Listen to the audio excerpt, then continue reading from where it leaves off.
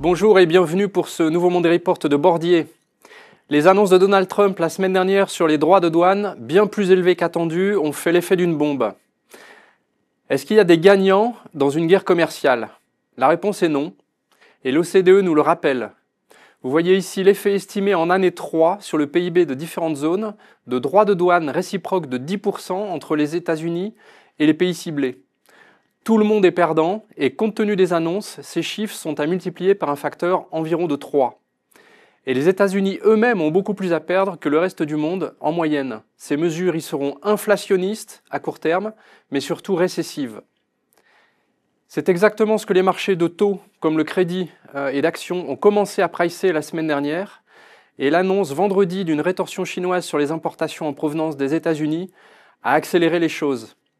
Les taux souverains ont fortement reculé, permettant aux obligations souveraines de dégager une performance positive. C'est le cas aussi des obligations d'entreprise de haute qualité, malgré l'écartement de leur spread, c'est-à-dire de leur prime de risque par rapport aux obligations d'État. Mais les obligations à haut rendement et les actions, vous le voyez ici, ont beaucoup souffert, des actions développées qui abandonnent 8 à 9%, et les marchés européens reculent encore de 5 à 6% ce matin. Le fait que l'or ait, dans ce contexte, légèrement reculé aussi, est à surveiller.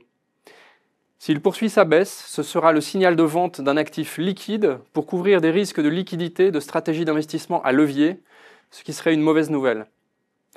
Notre vue est que tant que l'administration américaine ne donnera pas de signe d'ouverture, les marchés augmenteront la probabilité d'une récession globale et continueront de l'intégrer dans les prix, ce qui n'est pas encore le cas malgré la brutalité des mouvements qu'on a observés.